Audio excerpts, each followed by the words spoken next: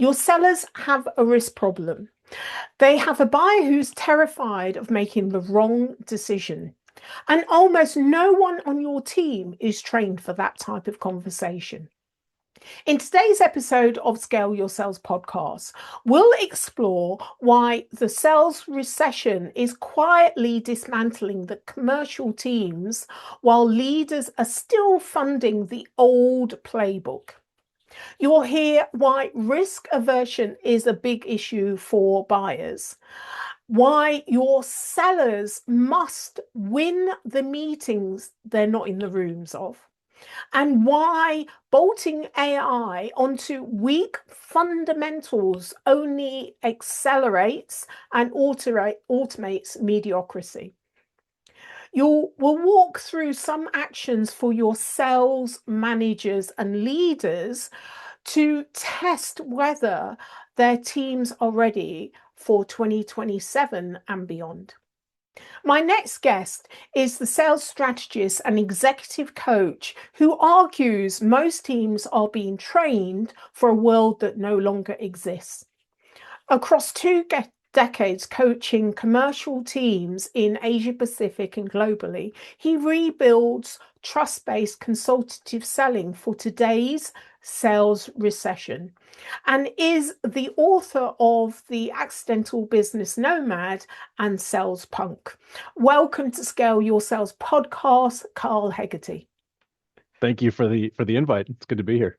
Yeah, I'm really looking forward to getting into this conversation, Carl. Now, in your latest book, Sales Punk, you talk about the sales recession. Now, would you explain what you mean by sales recession and why many companies might not be reacting to really what's right in front of them?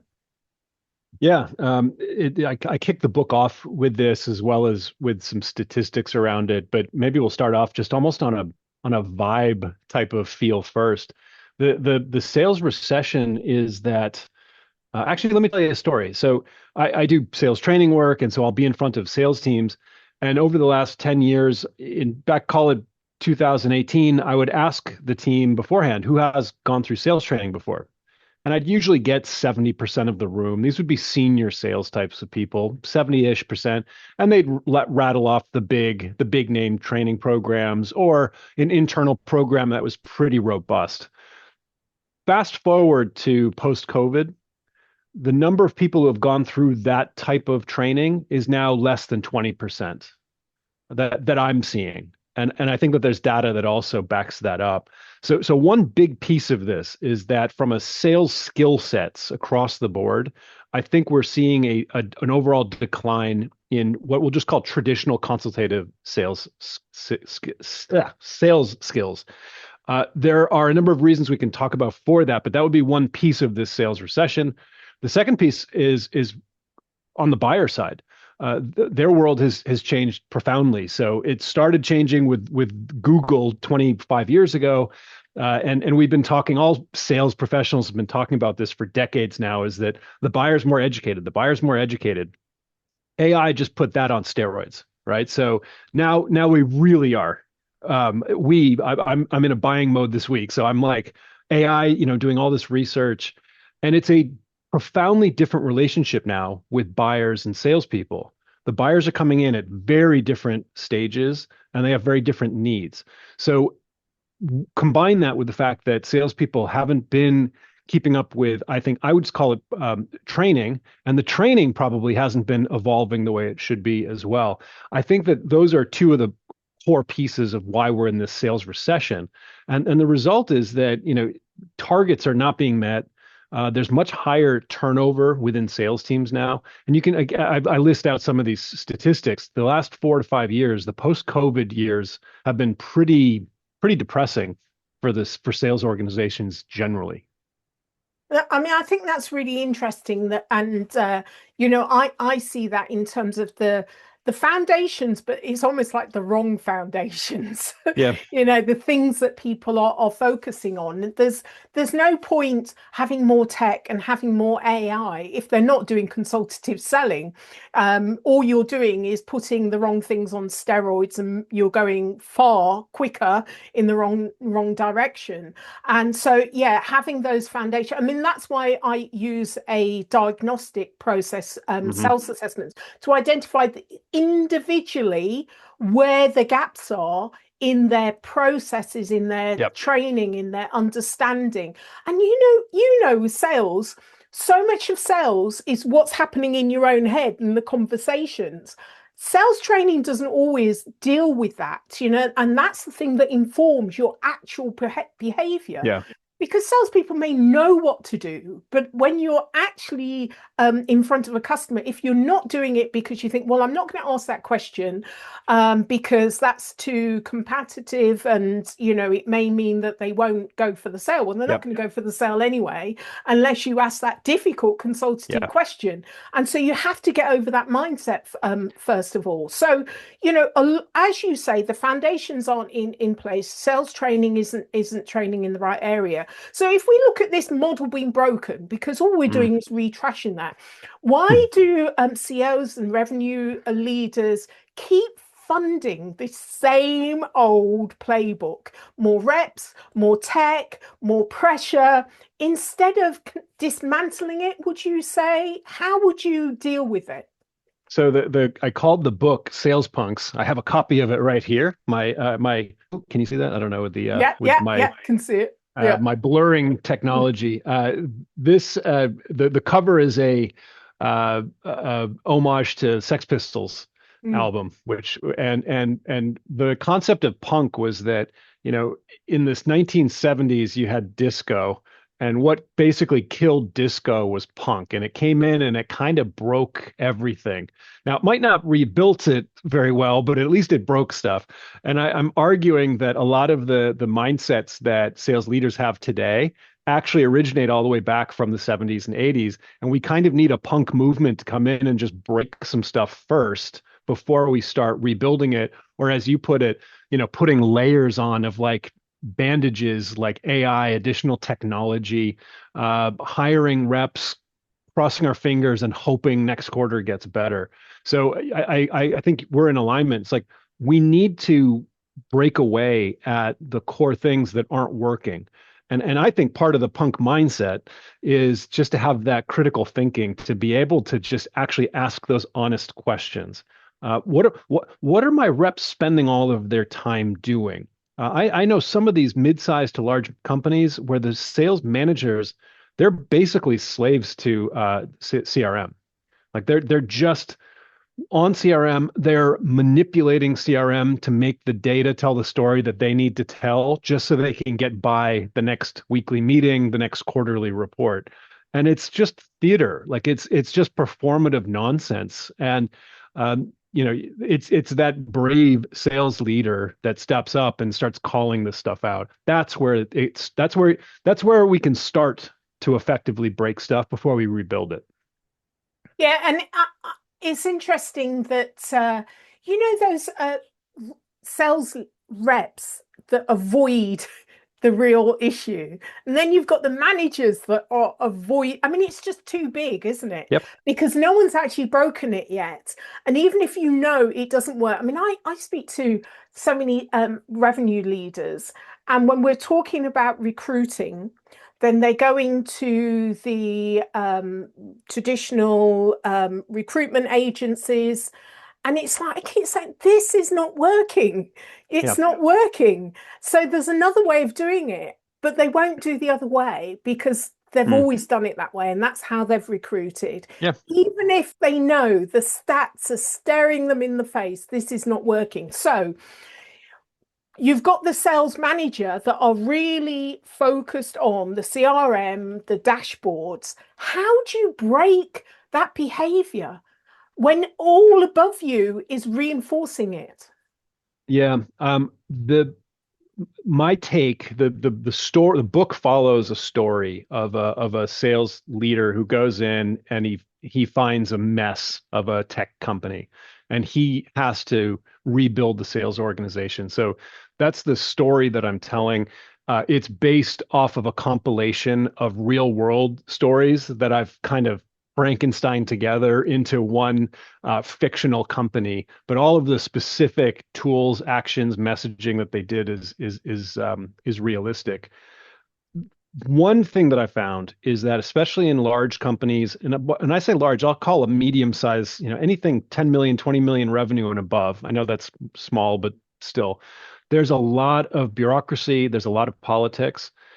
It's it's difficult to make big changes. And so the quick answer to your question, I think, is pockets of excellence. Small teams, even individuals can come in and actually have a process, a new approach. And if that works, that creates a level of safety to be able to start expanding. My take generally is that, if you're a mid manager, you're not going to change the organization. What you do have power to change is your specific team. So it's almost like we're doing, like I'm doing this with a couple of companies where it's these sandbox pilots programs where let's just work with these 10 people, let's do this, and let's just compare the numbers at the end of the quarter, at the end of the year, and see whose approach is working better. And assuming we're measuring things correctly, more often than not, these types of break and rebuild approaches end up having better results. Yeah, and I think this is a great strategy. I often do this with larger companies and say, okay, well, let me just take this team, let's assess this team, let's provide a roadmap and work on that team. And because I know, because it's predictive and verified, that the results are going to change double, quadruple, then you've got all the senior leaders on board and they quickly want to make the change across the board. But it's also an example of how reps should be working as well with their customers. Yep. You need to pilot things. You need to build that trust, because working with a new supplier is a huge risk to buyers. So pilot, chunk it down, sandbox it all and get them to sample and try it. So I absolutely love that example. The key word, oh, sorry, go ahead. Go for it. Keyword. The key word that you'd mentioned, and it's what I think about on a daily basis, especially in the last year or so, is risk. And risk internally, because there's fear that you pointed out, where people are afraid to try something new, even if they'd rather do something old that's proven to not work because it's at least something that they know, versus try something new, right? Because there's a risk aversion there. And it's the same thing that's happened on the buyer's side as well. So there is a hesitancy to do something new. It generally lengthens sales cycles. There's another piece of this where there's more decision makers on average than before. And I bring all of this up because I believe that it changes the skill set that sales reps need to have. And what I mean by that is that actually a big chunk of what it means to sell, especially at the enterprise level today, is the ability to help your buyers navigate their own internal systems. And I'm seeing with a couple of accounts, that's where they're spending 50% of their time. It's like we've got a champion in an account, but man, there's 8 to 10 other people that need to be on board. And look, multiple decision makers is nothing new, but it has expanded, and there's more people that now can say no. So the skill set from a sales standpoint is to figure out how to work and partner with these buyers to be able to help them navigate their own internal situations, to be able to mitigate that risk. I love that. And we're going to get into that. But let me just appeal to the listeners here. Like, if you're watching on YouTube, hit subscribe right now before you forget, to make sure you get the next conversation, that it all finds you. I record twice a month with incredible people like Kyle. And all of this is to help CEOs and revenue leaders and operators to generally move the needle on revenue. So we're talking about, the playbook, the system is broken, and all of the strategies that they need in place in order to fix it and move forward and modernize. This is not just theorizing about it. So subscribe before you forget. So Kyle, let's pick up on that further. Is this one of the biggest mistakes that you see many leaders making in their environment?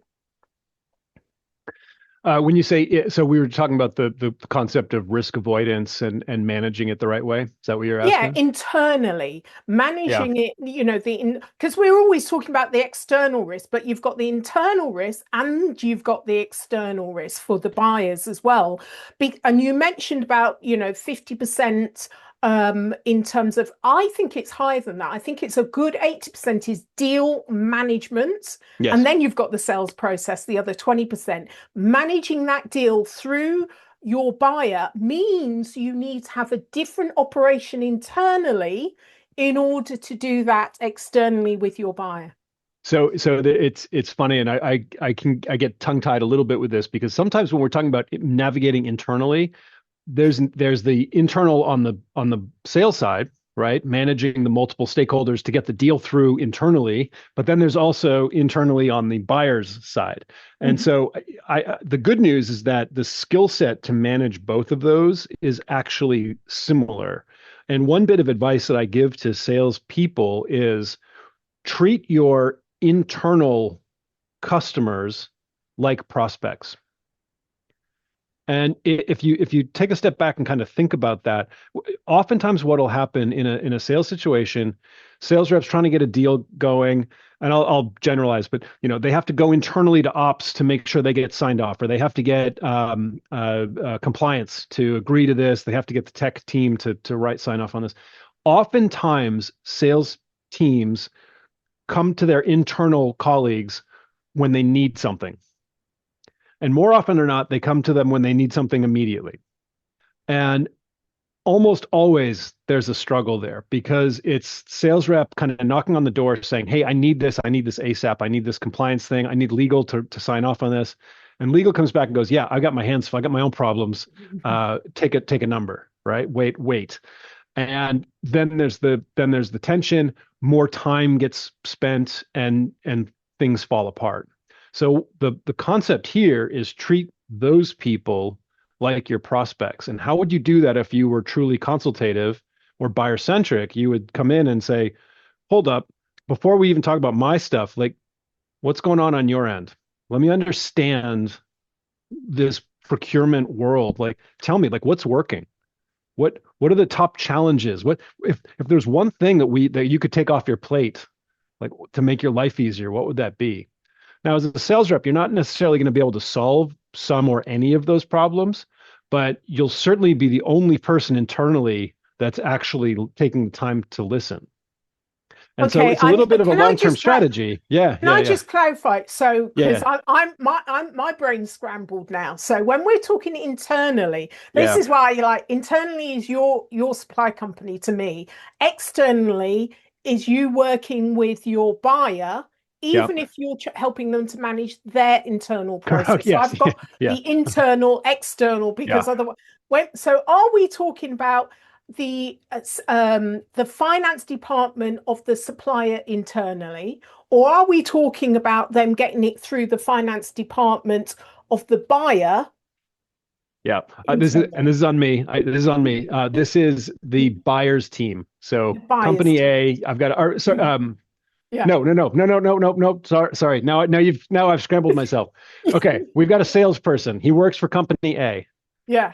He has to navigate internally his company A politics and challenges. Okay. Right. So Yeah. the previous example that I just gave was I'm the sales guy, company A. I've got to spend, and I know companies that spend, or people that spend 70% of their time working on their internal problems just to get deals going, right? Hmm.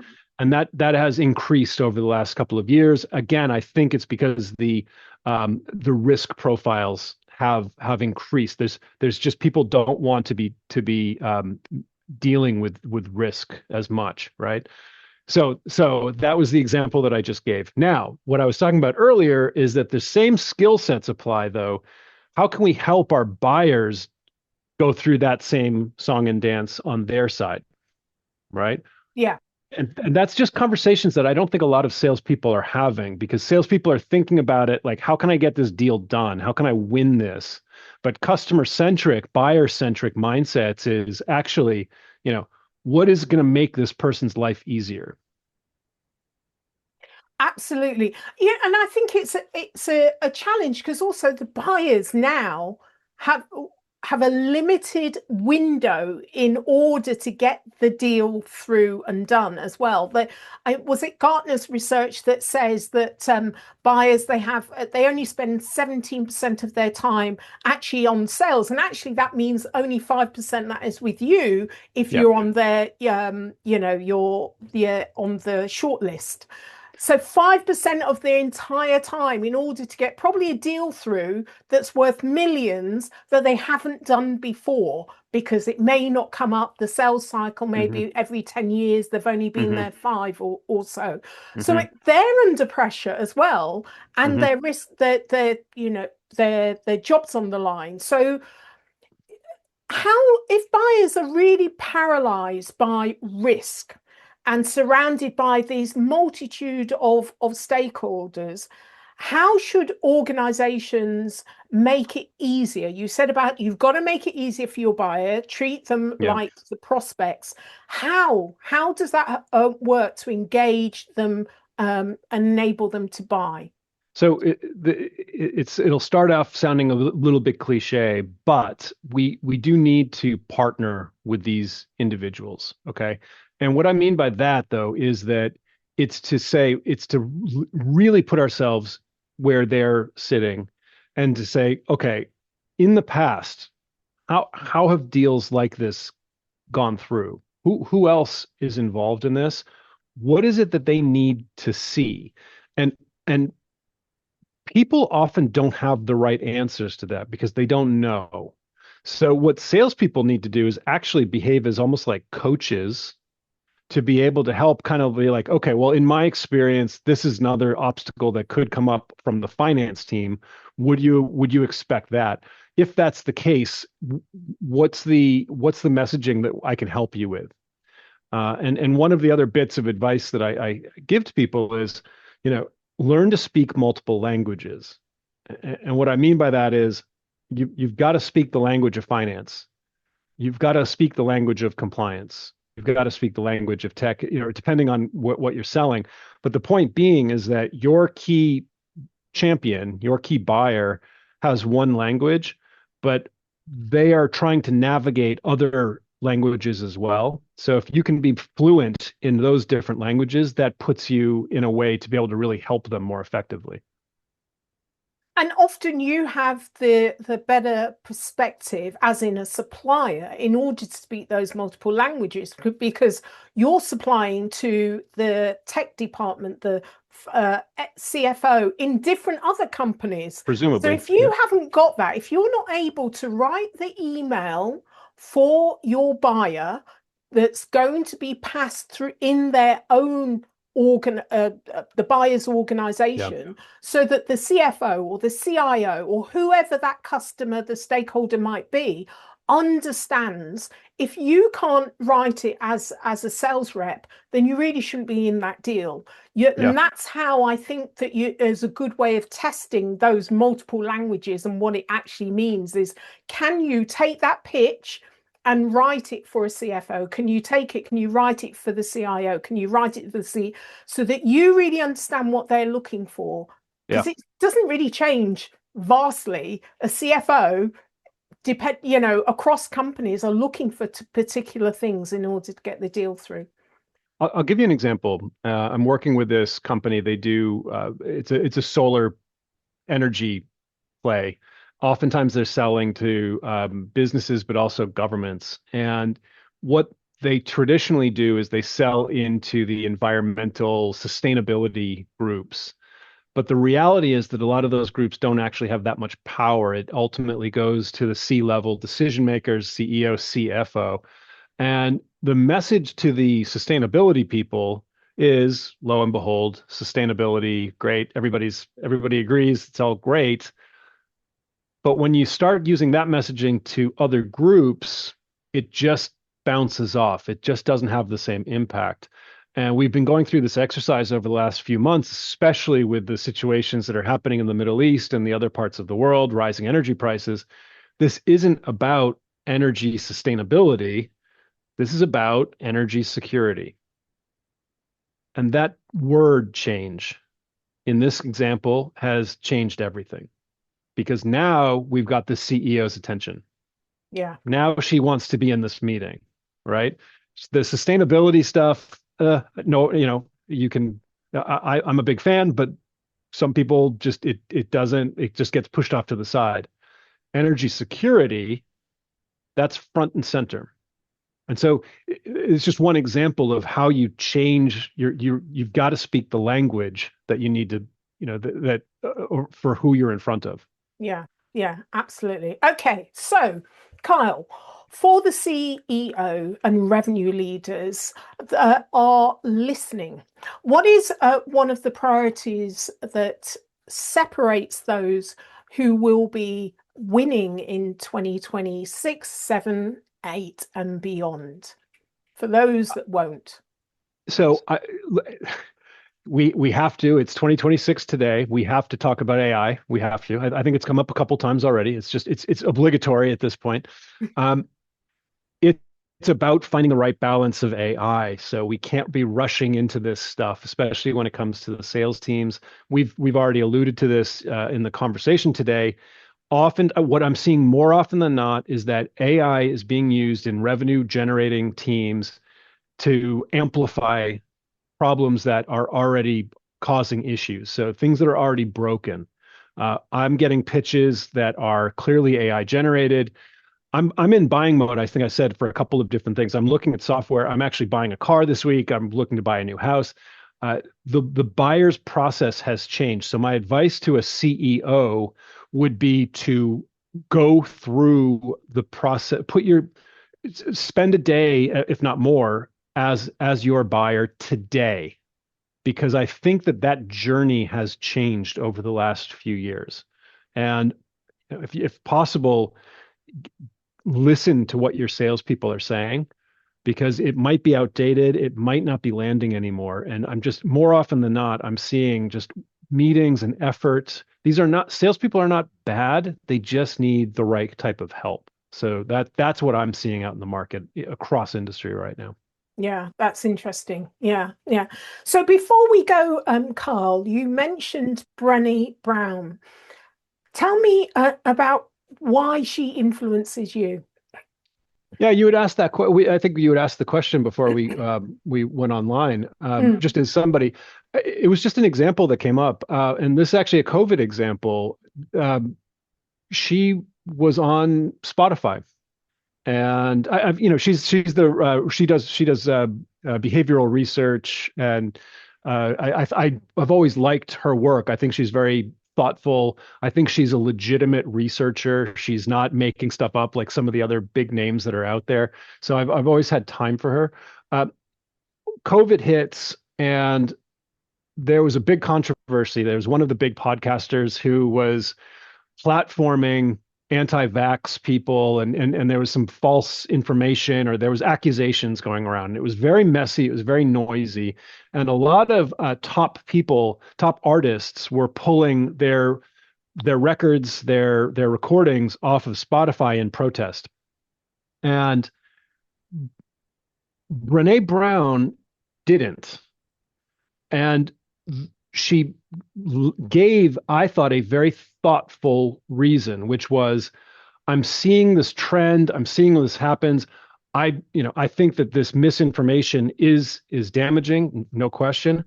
Before I do make a big change like this, I want to do a little bit additional research and really think about this carefully.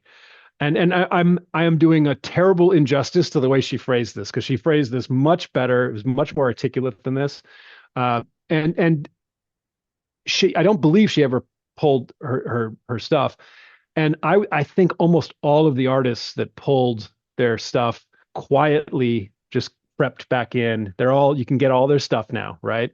And so while they come across looking kind of inconsistent, I thought she came across being just thoughtful, grounded, and having sort of a process to be able to handle uncertainty. So because we talk about risk, we talk about uncertainty, her name came to mind, not necessarily from her research, but from her actual actions. So that was just one case study that I thought was pretty interesting. Yeah, I think that's interesting because, actions do speak louder than words, even when we're Mm, talking about CEOs or we're talking about yeah, sales and their relationships. And relationships is so important in sales. And, buyers don't believe what you say, but they do believe what you do and how yeah. you behave. And I think it's really important for us to remember that. So, Kyle, how can listeners get hold of you and get the book, Sales Punk? I'm my only social media is LinkedIn. I've got a newsletter on that. That would be a good one to follow. So look me up, Kyle Hegarty, or there's another story there. I've got my handle is Slapdragons, which is from my first book. So that's for another podcast. But so look me up on LinkedIn. My website is leadershipnomad.com, and the book should be found anywhere on Amazon or any of the other online stores, certainly, Excellent. to be able to do that. Excellent. Well, thank you for the discussion. It's been really insightful, and I think we're aligned on so many levels, Carl. So thank you for being a guest on Scale Your Sales podcast. Thank you so much. If this conversation has given you food for thought, hit subscribe so the next one finds you. Twice a month, I bring on CEOs and operators genuinely moving the needle on revenue, not theory, not fluff. Drop your biggest takeaway in the comments below. I read everyone. Until next time, keep scaling your sales.